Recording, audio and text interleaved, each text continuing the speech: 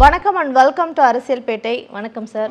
Sir, முன்னாள் பிரதமர் மன்மோகன் சிங் அவர்கள் இறந்திருக்காரு. 2 முறை பிரதமராக இருந்திருக்காரு. இந்தியாவுடைய பொருளாதாரம் சிறப்பாக இருக்கிறதுக்கு உறுதுணையாக இருந்திருக்காரு. இப்படி பல நல்ல விஷயங்களை பண்ணக்கூடியவர். அதுலேயும் ரொம்ப முக்கியமாக இப்போ அவருக்கும் மோடிக்கானுமே கம்பேரிசன் என்ன அப்படின்ட்டு பல பேர் எழுதுறதை பார்க்க முடியுது.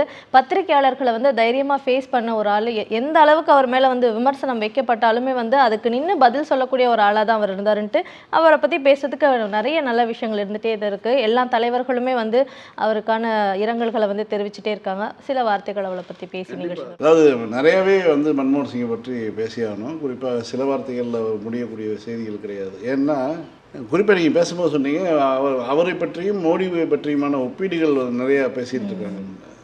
ஒப்பீடுகளுக்கு தான் மோடி பக்கத்தில் கூட வர மாட்டாருன்னு வச்சுக்கோங்க. ஏன்னா மன்மோகன் சிங்கினுடைய ஆட்சி காலம் 10 ஆண்டு ஆட்சி காலம் என்பது மோடி ஒரு 10 வருஷம் ஆண்டதுக்கு அப்புறம் தான் தெரிய வருது. எவ்வளோ தூரம் மிக மோசமான ஒரு நபர்கள் கையில் இந்தியா போய் சிக்கியிருக்குது. ஒரு கடந்த காலம் எவ்வளோ இனிமையான காலமாக இருந்திருக்குது, எவ்வளோ நல்ல விஷயங்கள் நடந்திருக்குது. குறிப்பாக இந்த NRGS திட்டம் இருக்கு இல்லையா, அந்த நம்மளுடைய 100 நாள் வேலை திட்டம், அதனுடைய அடிப்படையாக அவர் தான் வடிவமைத்தது. அவர் வடிவமைத்து கிராமப்புற பெண்கள் கையில், கிராமப்புற மக்கள் கையில் ஆண்டுக்கு 10,000 ரூபாய் போய் சேரணும். அரசுகிட்ட பணங்களை தேங்கி கிடக்குது. அரசு கஜானாவில் இருக்கக்கூடிய பணத்தை எடுத்து அந்த மக்களுக்கு, கிராமப்புற மக்கள் கையில் ஒன்று கொடுத்தா அதன் மூலம் அவர்கள் அந்த 10,000 ரூபாயை பல்வேறு விஷயமாக செலவு பண்ணுவாங்க.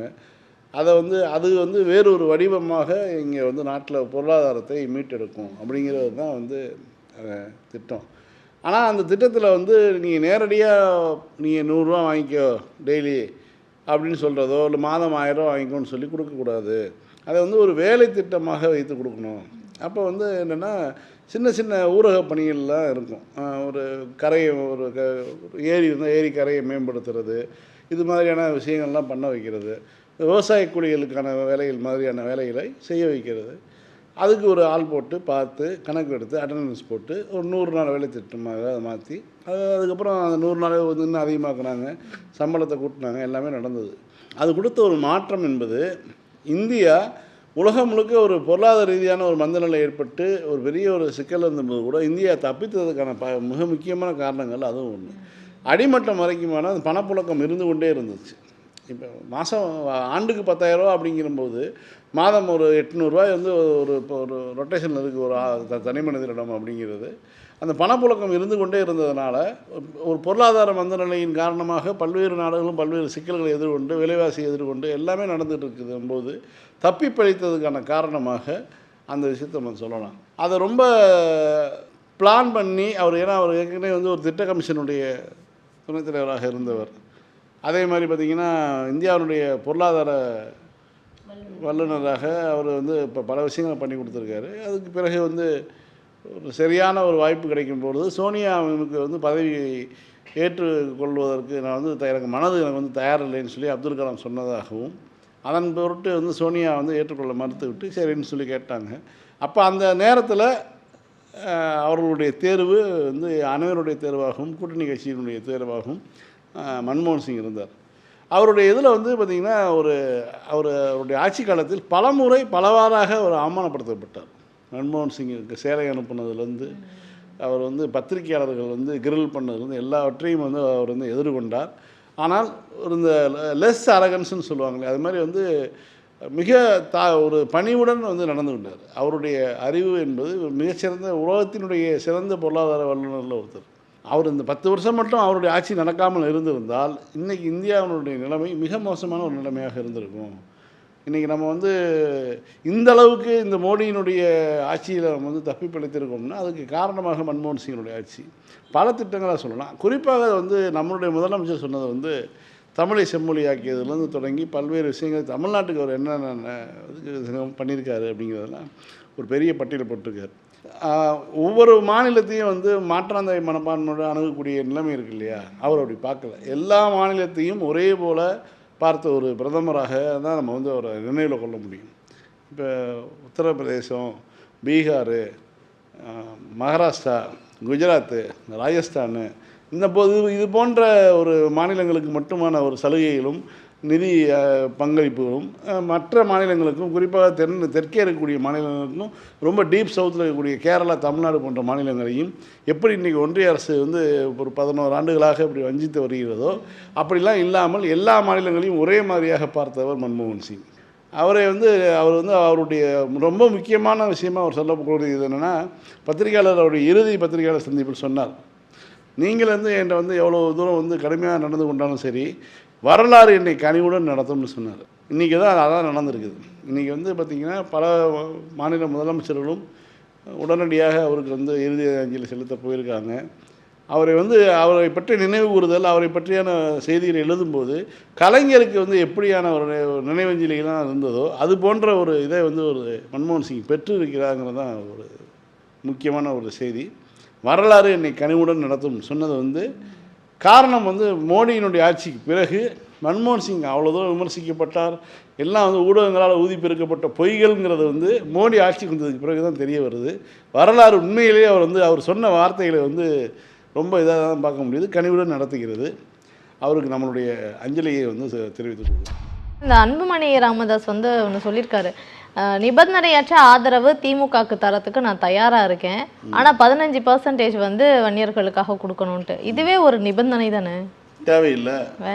ஆதரவே உங்கள் ஆதரவே அப்படின்னு முரசொலி டீல் பண்ணியிருக்கு. அதாவது நிபந்தனையற்ற ஆதரவு அப்படின்னா நிபந்தனையே இருக்கக்கூடாது.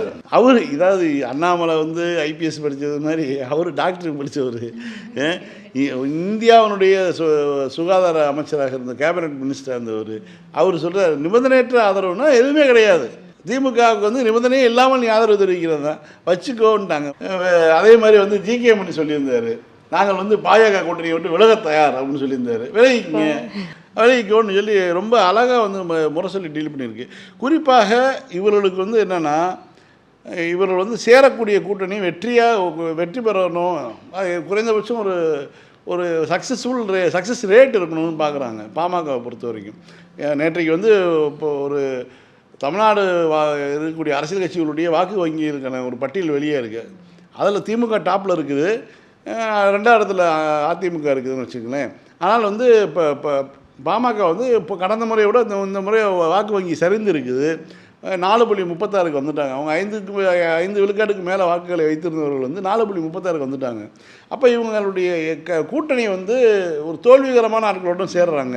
முதல்ல அதிமுகவோட 2019 கூட்டணி அது வந்து ஒரு பெரிய அட்டர் ஃப்ளாப்பு.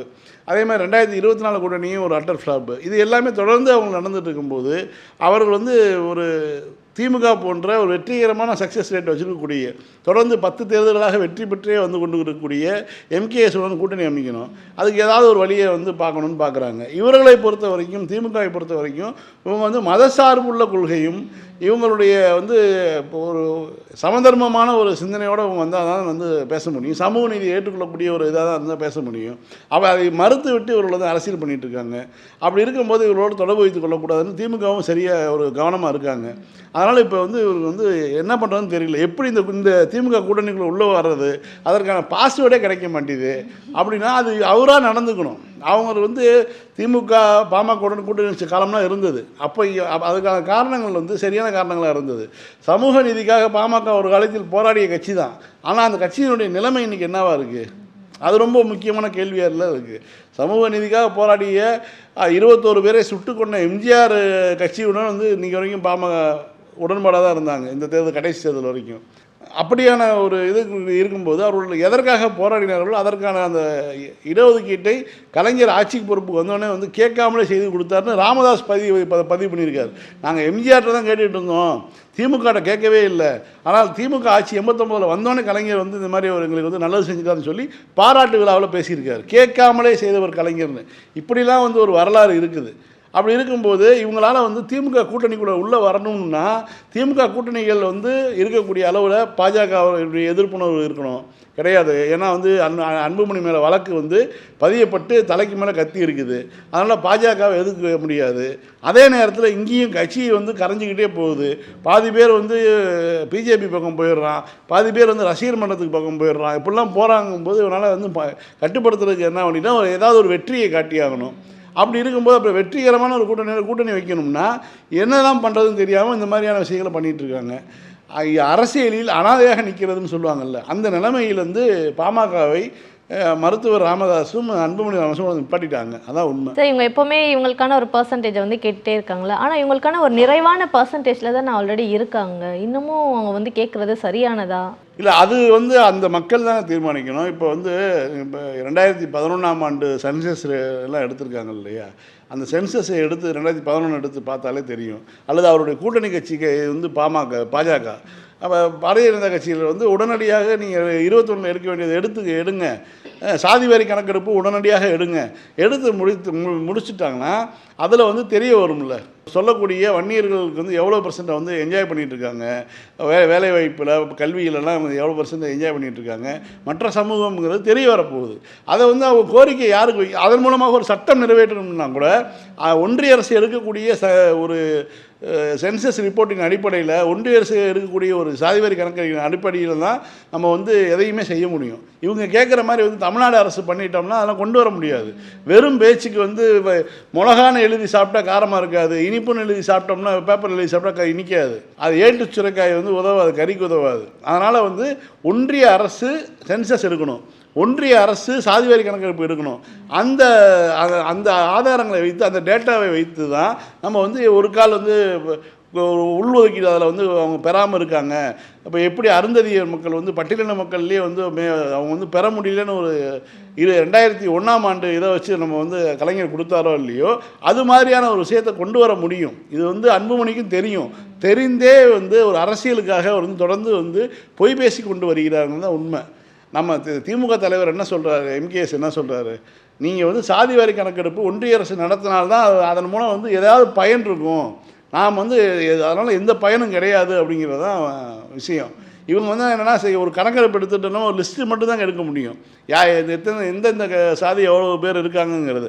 அதை வைத்து கொண்டு அரசியல் கட்சியில் பேரம் பேசலாங்கிறது தான் இவங்களுடைய நோக்கமாக இருக்கே தவிர, அந்த மக்களுக்கு உண்மையாலுமே அந்த வன்னிய மக்கள் கஷ்டப்படுறாங்க, அவங்களுடைய மேம்பாடு அடையலை அப்படிங்கிற செய்தியை கொண்டு போய் சேர்த்து அதன் மூலமாக அவர்களுக்கு வேலை வாய்ப்பையும் வந்து படிப்பையும் மற்ற எல்லா உரிமையும் பெற்றுத்தரணும்னா ஒன்றிய அரசு சாதிவாரி கணக்கெடுப்பு நடத்தணும். அதை அவங்க டிமாண்டாக வைக்கணும். இந்த நியூஸை எதில் சேர்க்கறதுனே தெரியல. என்னதான் சார் ஆச்சு அவருக்கு? லண்டனுக்கு போயிட்டு வந்ததுக்கு பிறகு இந்த மாதிரியா, இல்லை இவர் எப்போவுமே இப்படி தானா? பொதுமக்களே ஜென்ரலாக அதை பார்க்கும்போதே இவருக்கு என்ன ஆச்சு, ஏன் இப்படி சம்மந்தமே இல்லாமல் பேசிகிட்டு இருக்காருன்ற ஒரு குழப்பத்தில் தான் வந்து பார்த்துட்டு இருக்காங்க. அது என்ன இனிமேல் வந்து செருப்பு போட மாட்டேன் அப்படின்னு சொல்கிறது, விரதம், சாட்டையில் அடிச்சுக்கிறது, என்ன சார் கனெக்ஷன்? இதுக்கும் அரசியலுக்கும் பாஜகவுக்கும் என்னதான் கனெக்ஷன்? அண்ணாமலை ஏன் இப்படி ஆயிட்டாரு? அதாவது வம்பாடுபட்டு திருடி சேர்த்த சொத்துக்களை வந்து ஒன்றிய அரசு நிறுவனங்கள் ரெய்டில் வந்து பிடிச்சிட்ருக்காங்க. இவருக்கு என்ன ரியாக்ட் பண்ணுறதுன்னு தெரியல. அதாவது இவர் வந்து போட்டு கொடுத்து அவங்க வீட்டுக்கு ரைடு போங்க, இவங்க ஆஃபீஸுக்கு ரைடு போங்க, இவரை அரெஸ்ட்டு பண்ணுங்கள், இவரை இடியில் பொய் வழக்கில் கைது பண்ணுங்கள், இவரை பிடிச்சி மந்திரியை உள்ளே போடுங்கன்னு சொல்லி ஆர்டர் போட்டுட்டு இருந்தார். அப்படிலாம் இருக்கும்போது ஒரு சௌகரியமாக இருந்தது. இப்போ வந்து அவர் மச்சின வீட்டிலே ரைடு, அவருடைய உறவினர்கள் வீட்டிலே ரைடு நடக்குது. இப்போ வந்து இதை எப்படி புரிஞ்சுக்கிறது? நம்ம ஆட்சி, நம்ம தான் மாநில தலைவராக இருக்கோம். இப்படியான சூழல்லையே வந்து நம்ம அமித்ஷா கையில் இருக்கக்கூடிய ஒன்றிய அரசு நிறுவனங்களே வந்து ரைடு அடிக்குது. இது எந்த வகையில் சரியாக இருக்கும்? நம்ம வந்து என்ன பண்ணுறது அப்படிங்கிறத வந்து அதனுடைய விரக்தியினுடைய வெளிப்பாடு தான் வந்து இப்போ இந்த அளவுக்கு வந்து ஒரு பொதுவெளியில் நடந்துக்கிறது. இதில் என்னென்னா, நேற்று ஒரு ஹேஷ்டேக் வேறு ட்ரெண்ட் ஆச்சு, சேமான் நியூ ஆக்ஸ்போர்டுன்னு சொல்லி. இவனெல்லாம் ஒரு ஆளுன்னு சொல்லி இவனை கூட்டி போய் உட்கார வச்சு நீங்கள் வந்து 12 வாரம் என்னத்தையா கற்றுக் கொடுத்தீங்க அப்படிங்கிற மாதிரிலாம் கேள்வி கேட்டு அவரை பற்றி விமர்சனங்கள் வச்சுருந்தாங்க. அதாவது இவர் வேறு எதையோ மறைப்பதற்காக பண்ணுறாரு, அதுதான் ரொம்ப முக்கியம். இவருக்கு நடந்து கொண்டிருக்கக்கூடிய ரெய்டு இதெல்லாம் வந்து இவருக்கு வந்து பெரிய அளவில் ஒரு மன ரீதியாக ஒரு அழுத்தத்தை ஏற்படுத்துது. ஏன்னா பல்வேறு செய்திகளும் வருதுன்னு வச்சுங்களேன். அவர் சேர்த்துருக்கக்கூடிய சொத்துக்கள், அவருக்கு இருக்கக்கூடிய பினாமிகளுடைய வீடுகளில் போன ரைடு, இது எல்லாம் வந்து அவர் மன ரீதியாக வந்து இப்போ ரொம்ப கடுமையான ஒரு மன அழுத்தத்துக்கு உள்ளாகியிருக்கார். அவருடைய நடவடிக்கை கூட அப்படி தான் காட்டுது. இப்போ செய்தியாளர் சந்திப்பில் ஒரு மாநில தலைவராக அதெல்லாம் தாண்டி வந்து கோயம்புத்தூரில் அவர் படித்த கல்லூரி இருக்குது பார்த்தீங்களா, அது சீட்டு அவ்வளோ சாதாரணமாக கிடைக்காது. பிஎஸ்டியில் ஒரு இளங்கலை வகுப்பு, நீங்கள் வந்து இன்ஜினியரிங்கோ இதெல்லாம் கிடையாது, ஒரு இளங்கலை வகுப்பில் வந்து அட்மிஷன் வாங்குறதுங்கிறது வந்து தலையில் நின்று தண்ணி குடிக்கணும். அவ்வளோ தூரம் வந்து நீ +2ல் நல்லா படித்து ஒரு மார்க் வாங்கி நல்லா போனால் தான் அங்கே வந்து உங்களுக்கு வாய்ப்பு கிடைக்கும். நீங்கள் வந்து எந்த ரெக்கமெண்டேஷனும் அவங்க இருக்க மாட்டாங்க. அந்த கல்லூரியினுடைய இவருடைய கல்லூரி படிப்பு படித்த கல்லூரிக்கு வந்து அவ்வளோ ஒரு பேர் இருக்குது. ஆனால் அப்படியேப்பட்ட ஒரு இன்றைக்கி கூட தமிழ்நாட்டில் வந்து பிஹெச்டியில் படித்த சீட்டு கிடச்சிருச்சா அப்படிங்கிற மாதிரி தான் இருப்பாங்க. ஆனால் அந்த அளவில் வந்து அங்கே ஒரு நீங்கள் பிஏ படித்தாலும் சரி, பிஎஸ்சி கெமிஸ்ட்ரியோ போய் பிஎஸ்சி பயாலஜி எதை படித்தாலும் சரி, நீ ஒரு இளங்கலையில் எதை படித்தாலும் சரி, அந்த கல்லூரிக்கான மதிப்புங்கிறது அவ்வளோ பெரிய மதிப்பு. அப்படியேப்பட்ட ஒரு கல்லூரியில் படித்த நபர் வந்து செய்யக்கூடிய காரியமா எப்படின்னா, இந்த கல்லூரியினுடைய ஒட்டுமொத்த அவமான சின்னமாக ஒரு மாறிட்டு இருக்காரு.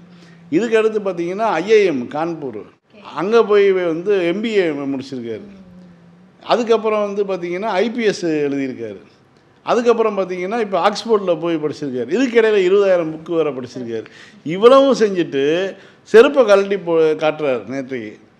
அதுக்கு முன்னாடி அவர் பொது வெளியில் பேசிய சொற்கள் இருக்குது பார்த்தீங்களா, அதெல்லாம் வந்து ஒரு தலைவர், ஒரு படித்த நபர், பிஎஸ்டி காலேஜில் படித்தவர், ஒரு ஐஏஎம்மில் படித்தவர், ஒரு ஐபிஎஸ் அதிகாரியாக வேலை செய்தவர், இவரெல்லாம் பேசக்கூடிய பொது வெளியில் பயன்படுத்தக்கூடிய சொல்லாங்கிறது நமக்கு வந்து ஆச்சரியமாக இருந்துச்சு. அப்படியேப்பட்ட சொற்களை வந்து அரசுக்கு எதிராக பயன்படுத்துகிறோங்கிற பேரில் பயன்படுத்தினார். அண்ணா பல்கலைக்கழகத்தில் ஒரு சம்பவம் நடக்குது. ஒரு பெண் வந்து புகார் தராங்க. சில மணி நேரங்களிலே குற்றவாளி கைது செய்யப்படுகிறார். கைது செய்யப்பட்டு அவருக்கு தொடர்ந்து விசாரணை நடந்திருக்கு. கைது செய்து சிறையில் அடைக்கப்பட்டாங்க. அதுவும் சிறையில் வந்து அவர் மேற்கொண்டு ஏதாவது இது போன்ற குற்றச்செயல்களாக நடந்திருக்கான்னு சொல்லி பண்ணிகிட்ருக்காங்க. இதில் போராட்டம் நடத்துவதற்கான தேவை எங்கே இருக்குது? பொள்ளாச்சி சம்பவத்தில் அரசு அன்றைக்கு வந்து அதிமுக அரசு இப்போ குற்றவாளிகளை காப்பாற்றுவதிலும் கைது செய்வதை தாமதப்படுத்துவதிலையும் இருந்தாங்க. கம்ப்ளைண்ட் வந்து கொடுத்தது ஒரு பொண்ணுன்னு சொல்கிறாங்க. அதுக்கப்புறம் எத்தனை பேர் கம்ப்ளைண்ட் கொடுத்தாங்க, எத்தனை பேரை வந்து போலீஸை வைத்து பேசி மனம் கரைய வைத்து, ஏமா நாளைக்கு கோர்ட்டில் வந்து எதிர்த்தரப்பு வக்கீல் ரொம்ப கேவலமாக கேட்பாங்கம்மா, உன்னால் பதில் சொல்ல முடியுமான்னு சொல்லி அந்த பெண்களை வந்து நீங்கள் அனுப்பி வைக்கிற போது தான் அரசு ஆளுங்க எதிர்கட்சி வந்து போராட்டம் பண்ணி ஒரு இதை அந்த பொள்ளாச்சி வழக்கு என்பது பரபரப்பாகி இப்போ சிபிஐ கையில் ஒப்படைக்கப்பட்டது. ஆனால் இந்த விஷயத்தில் என்ன நடந்தது? சில மணி நேரங்களில் குற்றவாளி கைது செய்யப்பட்டார். அவர் யார்கிட்டையோ பேசினதாக சொல்கிற போது அது வந்து வேணும்னே அவர் வந்து ஃப்ளைட் மோடில் போட்டு வச்சு பேசியிருக்காருங்கிறத நேற்றைக்கு சென்னை மாநகர கமிஷனர் வந்து சொன்ன விஷயம். ஸோ அப்போ அவர் யார்கிட்டையும் பேசலை. அப்படி பேசியிருந்தாலும் அது அந்த குறிப்பிட்ட நேரத்தில் யார்கிட்டயா பேசியிருக்காரான்னு சொல்லி அந்த ஃபோனை வந்து ஆய்வு பண்ணிகிட்ருக்காங்க. இவ்வளவும் நடந்துகிட்டு இருக்கு. இப்படியான சூழலில் இந்த போராட்டமோ இந்த சவுக்கில் அடிச்சுக்கிறதுக்கோ இதனுடைய தேவை என்ன இருக்குது?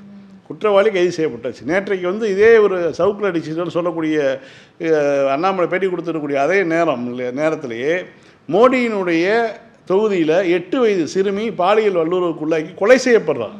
வாரணாசி தொகுதியில் அவனுங்க அங்கேயும் ஒரு குற்றவாளி கைது பண்ணியிருக்காங்க. சவுக்கில் நீ யாரை அடிக்கணும்? நீ எங்கே போய் அடிச்சுக்கணும்? ஒரு பொண்ணு, ஒரு 8 வயது சிறுமி கொலை செய்யப்பட்டிருக்கா வாரணாசியில். 26ஆம் தேதி சிசிடிவி ஃபுட்டேஜ் எடுத்து குற்றவாளியை கைது பண்ணியிருக்காங்க. இப்போ யார் மீது குற்றம்? யார் தரப்பில் குற்றாங்க? யாருடைய ஆட்சி நடக்குது? அப்போ அந்த தேசிய மகளிர் அணியில் இருக்கவங்கலாம் வந்து மகளிர் ஆணையத்தில் வந்து நீ அதுதான் சொல்கிறேன்.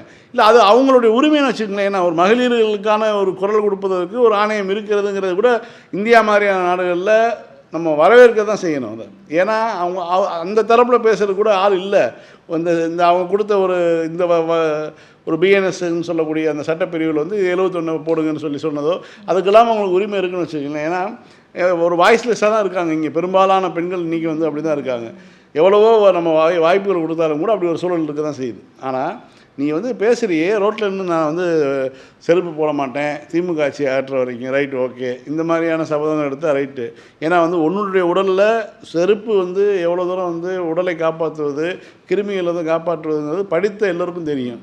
நீ வந்து இப்போ அறிவியல் படிச்சிருக்க இளங்கலையில், அப்போ நீ உனக்கு அந்த கூறும் இல்லை. நான் செருப்பு போடாமல் தெரியவேனா போ, அது உன்னுடைய பிரச்சனை, அது பொதுமக்களுடைய பிரச்சனை கிடையாது. சவுக்கில் நீ ஒன்று அடிச்சுக்கிறேங்கிற, அது உன்னுடைய பிரச்சனை. ஏன்னா அது வந்து அதுவும் நமக்கு யாருக்கும் அவருக்கு வலிக்க போகுது, அவர் வாங்கிக்க போகிறாரு. அது உண்மையான சாட்டை தானே சார்? இல்லை, உண்மையான சாட்டை வாங்கிட்டு வந்தாங்க. உண்மையான சாட்டையை வாங்கிட்டு வந்து ஃபோட்டோ வருந்தனே பார்த்துருக்காரு. யார் அந்த ஐடியாவை கொடுத்தது அப்படின்னு. வடிவேலுக்கு ஒரு படத்தில் மன்னனடின்னு வந்து வைப்பாங்கல்ல, அது மாதிரி வந்து ஒரிஜினல் சாட்டை, நயம் சாட்டை அடித்தா ஒரு இதில் வந்து பிச்சுக்கிட்டு வரணும், தோல் பிச்சுக்கிட்டு வரணும் அப்படின்னு. என்னையை கேட்டால் வந்து திருக்கவால் சாட்டையை வாங்கி கொடுத்துருப்பேன். அதுதான் ஒரே அடி போதும் அப்படிங்கிற மாதிரி இருக்கும். அப்படியான ஒரு சாட்டையை வாங்கிட்டு போய் நிற்கிறாங்க. பார்த்தோன்னே பதறி போய் பருத்தி நூலால் ஆன சாட்டையை வந்து திரும்ப பக்கத்து வேற ஒரு கோயிலில் போய் வாங்கிட்டு வந்திருக்காங்க. வாங்கிட்டு வந்து அதையும் வந்து பார்த்திங்கன்னா கவுண்டிங்கில் மிஸ் ஆகி 8 தடவை அடிச்சு 6 தடவை அடிச்சுக்கன்னு சொன்னார். அது எதுக்கு 6 தடவை அடிச்சுக்கன்னு சொன்னார்னு தெரியல. ஒரு அரசியல் தமிழ்நாட்டில் அரசியல் நடக்கும்போது ஒட்டுமொத்த இந்திய அளவில் ஒரு ரொம்ப ஒரு ஹைப்பான ஒரு பக்கம் ஒரு அரசியல், உயர்ந்த திட்டங்கள், உயர்ந்த செயல்பாடுகள். இப்போ இன்றைக்கி கூட பார்த்திங்கன்னா ஜப்பான் நான் முதல்வன் திட்டத்திலேருந்து ஒரு 12 பேர் வந்து பெண்கள் ஜப்பான் போயிட்டு ஒரு கிராஸ் கோர்ஸ் மாதிரி போயிட்டு வந்திருக்காங்க. அவங்க வந்து டெப்டி சிஎம் அன்றைக்கி பார்த்துருக்காங்க. இதெல்லாம் நடந்துகிட்டு இருக்கு ஒரு பக்கம். நான் முதல்வன் திட்டமும் வந்து ட்ரைனிங் கொடுத்துட்டே இருக்காங்க. பல்வேறு திறன் மேம்பாட்டு பயிற்சிகள் நடந்துக்கிட்டே இருக்குது. இது ஒரு பக்கம் நடந்துகிட்டு இருக்குது. இப்போ மகளிர் உரிமை திட்டம் நடக்குது. ஒவ்வொரு விஷயமும் வந்து பார்த்திங்கன்னா தமிழ்நாடுடைய அரசு நலத்திட்டங்களை பட்டியலிட்டால் ஒரு பெரிய பட்டியல் போடலாம். அதே மாதிரி முதலமைச்சருடைய பயணங்கள், அவர் போயிட்டு வந்து அதை நான் MOU சைன் பண்ணிட்டு வந்த நிறுவனங்களை ஃபாலோ அப் பண்ணுறது, அது வந்து வெறும் போய் கையெழுத்து போட்டு வந்தோம் எடப்பாடி மாதிரி வந்து பணியாரம் சாப்பிட்டு வந்தவங்கிற மாதிரி இல்லாமல் தொடர்ந்து தொழில்துறை அமைச்சரை ஃபாலோ பண்ணி ஒவ்வொன்றா இழுத்து வந்துக்கிட்டே இருக்கார். கொஞ்சம் கொஞ்சமாக அந்த நிறுவனங்களை கொண்டு வந்துட்டு இருக்கு. ஏன்னா நாங்கள் மேலேருந்து ஒரு கழுகு கண்ணோட ஒன்றிய அரசு பார்த்துக்கிட்டு இருக்கு, தமிழ்நாட்டை வம்புழுத்துக்கிட்டு இருக்கு. இப்படியான சூழலில் ஒரு பக்கம் ஒரு ஹைப்பான ஒரு அரசியல் நடந்துகிட்டு இருக்கும்போது மிக கீழ்த்தரமாக நான் வந்து சட்டை போட மாட்டேன், பேண்ட்டு போட மாட்டேன், கோமணம் கட்ட மாட்டேன், டவுசர் இப்படி செருப்பு போட மாட்டேன், இப்படியே வந்து ஒரு மலினமான ஒரு அரசியல், செருப்பில் அடிச்சுக்குவேன், விளக்கமாத்தில் அடிச்சுக்குவேன், சாட்டையில் அடிச்சுக்குவேன் அப்படின்னா இதை வந்து அதுவும் கோயம்புத்தூர் மாதிரியான ஒரு நகரத்தில் நீ வந்து செய்கிறது கமலாலயத்துக்கு முன்னாடி நின்று செய்யி. கோயம்புத்தூரில் போய் வீட்டுக்கு முன்னாடி நின்று நான் அடிச்சுக்குவேன்னா என்ன பொறுப்பு, என்ன எதுக்காக பண்ணியிருக்காருன்னு தெரியல. ஆனால் இது வந்து பாஜகவை சேர்ந்தவர்கள் சில பேர் வந்து ஆதரிக்கிறாங்க, ஒரு சில பேர் வந்து பார்த்தீங்கன்னா ஆதரிக்கிறாங்க, ஒரு சில பேர் வந்து யாருமே ஆமா பெருசா எதுவும் அவருக்கான எஸ்ஆர் சேகர் மாதிரியான அறிவிக்கப்பட்ட பைத்தியங்கள் மட்டும் வந்து அவங்க வந்து ஆதரிக்கிறாங்க. அண்ணாமலையை கேள்வி கேட்பவர்கள் தங்களை சவுக்கால் அடித்துக்கொண்டு கேட்கணும். ஏன்னா சார் கட்சியில் ஒருத்தர் 2 பேர் இல்லை சார், எல்லாருமே பைத்தியம் மாதிரி தான் இருக்காங்க. குறிப்பாக இந்த மாதிரியான போராட்டங்கள் இதெல்லாம் வந்து என்னென்னா இவர் வந்து தன்னை கட்சியிலேருந்து நீக்கக்கூடாது, தன்னை கட்சி பொறுப்புலேருந்து நீக்கக்கூடாதுன்னு செய்யறதுக்கான ஸ்டென்ட்டுங்க. அது முக்கியமாக அது ஒரு எனக்கு டவுட்டு சார். இவருடைய சொத்து வந்து எந்த அளவுக்கு இருக்குது அப்படின்ற ஒரு பட்டியல் வந்து பார்க்க முடியுது. அதுக்காக தான் இந்த ஒரு ஸ்டண்ட்டா இல்லை இந்த ஸ்டண்ட் பார்த்துட்டு மக்களே இருங்க அவரை பற்றி எடுத்து வெளியே விடுறாங்க. நேற்றையிலேருந்து கணக்கு பண்ணால் அவர் நேற்றைக்கு அறிவிச்சார்ல, நேற்றுலேருந்து செருப்பு போட மாட்டேன்னு. நேற்று அவர் மாலை போட்டுருவார், நேற்றுலேருந்து நான் வந்து விரதம் இருக்க போகிறேன்னு சொன்னார். கரெக்டாக பார்த்தீங்கன்னா பிப்ரவரி 11 கணக்கு வருது, தைப்பூசம் அன்னைக்கு. கரெக்டாக தைப்பூசத்துக்கு வரைக்கும் வந்து பழனி முருகனுக்கு மாலை போட்டு நடக்கிறது தமிழ்நாடு முழுக்க வந்து இது இருக்கும். மாலை போட்டு போவாங்க, வெளியூரில் இருக்கவங்க பயணம் பண்ணி அங்கே போய் மாலை கட்டிட்டு வருவாங்க வேண்டிட்டு. நேற்றுலேருந்து 48 நாள் விரதங்கிறது அவர் அதான் கணக்கு.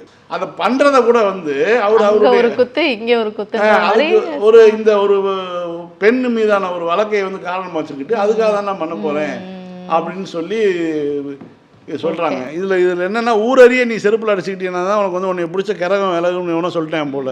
அதனால் வந்து அதையும் செஞ்சுருக்காரு. இப்போ நான் ஒரு பட்டியல் படிக்கிறேன் பாருங்களேன். ஒருத்தர் எழுதியிருக்காரு, இந்த மாதிரி வந்து கடந்த 3 வருடத்தில் உங்கள் மனைவி அகிலாவின் பிஸ்னஸ் பல 100 கோடியாக வளர்ந்தது எப்படி? உங்களுடைய மனைவி, அதாவது அண்ணாமலையினுடைய மனைவி பங்குதாரராக இருக்கும் பல நிறுவனங்களில் ஒன்றான பூரோ ப்ராப்பர்ட்டிஸ் பிரைவேட் லிமிடெட் மற்றும் அதன் துணை நிறுவனம் தான் land and lands ventures private limited. கடந்த 3 ஆண்டுகளில் மட்டும் lands and lands ventures private லிமிடெடுடைய கோவையில் சுமார் 23 இடங்களில் குறைந்தபட்சம் 2000 கோடி ரூபாய் மதிப்புள்ள திட்டங்களை செயல்படுத்தி வருகிறது 3 வருஷத்தில். லேட்டஸ்டாக 2024 தேர்தலுக்கு பிறகு பழமுதிர் தோட்டம் என்ற பெயரில் 100 கோடி ரூபாய் மதிப்பில் ஃபார்ம் ஹவுஸ் திட்டம் போட்டுள்ளனர். இந்த நிறுவனங்கள் மூலம் 2023 சூலூர் செலக்சரல் கிராமத்தில் பல கோடி மதிப்புள்ள சைட் பூமியை உங்கள் மனைவி வாங்கியுள்ளார். GS² பற்றி வானத்துக்கும் பூமிக்கும் குதித்த நீங்கள் இதை பற்றி என்ன விளக்கம் தரப்போகிறீர்கள்? பூரோ ப்ராப்பர்ட்டிஸ் நிறுவனத்தில் உங்கள் மனைவி பங்குதாரர் என்பது உங்கள் அரவக்குறிச்சி தேர்தல் அபிடவிட்லேயே இருக்கிறது. அதனால் இதை நீங்கள் மறுக்க மாட்டீர்கள் என்று நம்புகிறேன்னு சொல்லி ஒருத்தர் வந்து போட்டிருக்காரு. அதுக்கான ஒரு எல்லா சான்றிதழையும் போட்டிருக்காங்க.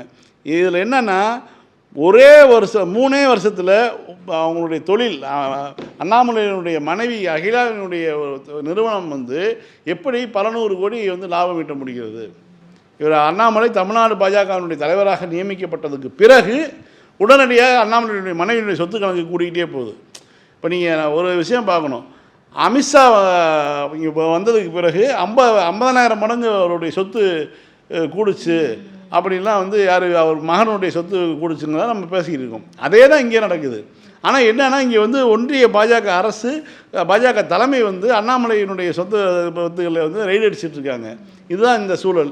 இதெல்லாம் நடக்கும்போது இது போன்ற ஒரு ஸ்டெண்ட் அடிக்கணும் அப்படின்னா, இப்படி ஒரு சூழலில் ஒரு வந்து கட்சி விட்டு நீக்கிறாங்க அல்லது இப்போ வந்து இவர் மீது நடவடிக்கை எடுக்கிறாங்க, தலைவர் பதவியிலேருந்து எடுக்கிறாங்கன்னா உடனே ஒரு தனிக்கட்சி தொடங்கி தன்னுடைய சொத்துக்களை பாதுகாத்துக்கணுங்கிறதுக்காக நடிகர் இது பண்ணுறது தான் ஆகுது. நான் வந்து தீவிரமான பாஜகக்காரன், நான் மற்ற ஆர்எஸ்எஸ்காரர்களை விட தீவிரமானவன், நான் திமுகவை எதிர்ப்பதில் நான் ரொம்ப தீவிரமாக இருக்கேன் அப்படின்னு காட்டிக்கிட்டு மக்களையும் அந்த பாஜகக்காரர்களை ஏமாற்றி தன்னுடைய சொத்தை பாதுகாக்கக்கூடிய ஒரு நடவடிக்கை தான். பொது வெளியில் ஒருத்தர் எடுத்து கேட்குறாங்க, எப்படி இந்த சொத்துக்கு இவ்வளோ தூரம் வந்து 3 வருஷத்தில் கூடிய மற்ற எத்தனையோ நிறுவனங்கள் இருக்கும்போது உங்கள் மனைவி பேரில் இருக்கக்கூடிய கம்பெனி மட்டும் எப்படி வளருது அப்படிங்கிறத பொது வெளியில் ஒருத்தர் கேட்டே விட்டார். ஃபைன் சார், திரும்ப திங்கட்கிழமை இதே நிகழ்ச்சியில் சந்திப்போம். திங்கள் இரவு 9:30 மணிக்கு அரசியல் பேட்டை நிகழ்ச்சியில் சந்திக்கலாம். நன்றி.